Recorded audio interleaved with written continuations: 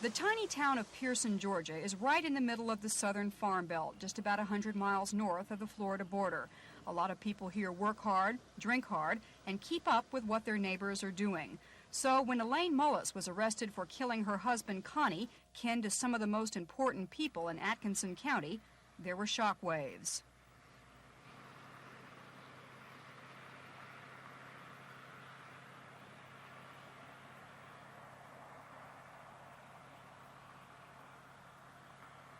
The 2-week-long trial was agony for everybody involved and attracted a good deal of attention.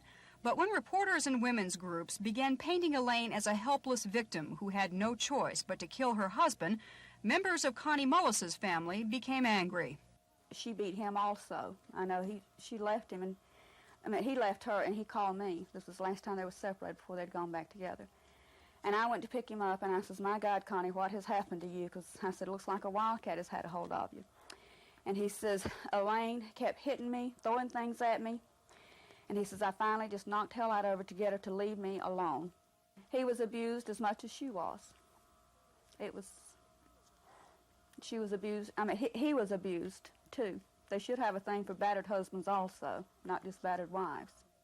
Elaine has testified in court that Connie's beatings have sent her to the hospital several times, with injuries ranging from a concussion to a cracked vertebrae. But again, Connie's family disputes this. She wrecked a Dr. Mann's van, and she was drunk at the time she wrecked it. That was what that was from. And she was in the hospital in Tifton. It was not from my brother beating her. It was from a car accident? It was from a car accident, yes. Elaine has said that she doesn't feel she got a fair trial in Pearson, that her husband's family was so well connected there would be no way she could get a fair trial.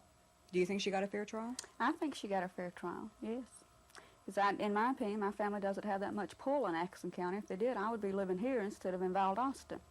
But in my opinion, from what went on in the courtroom, anything that was said against her was overruled. And her lawyers, anything she said about my brother was kept in.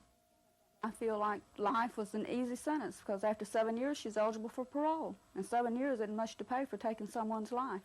She had told me 2 years before, she says, "I don't want him, but I don't want anybody else to have him." She says, "One day, me or my brother's one, we'll kill him, Latrell." And she did.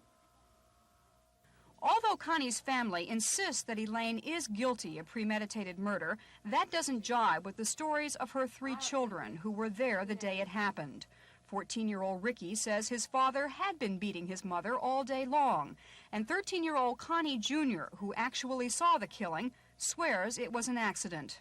Why do you think it was an accident? Because Mom fell against the stove and Daddy hit her, and she didn't go anywhere.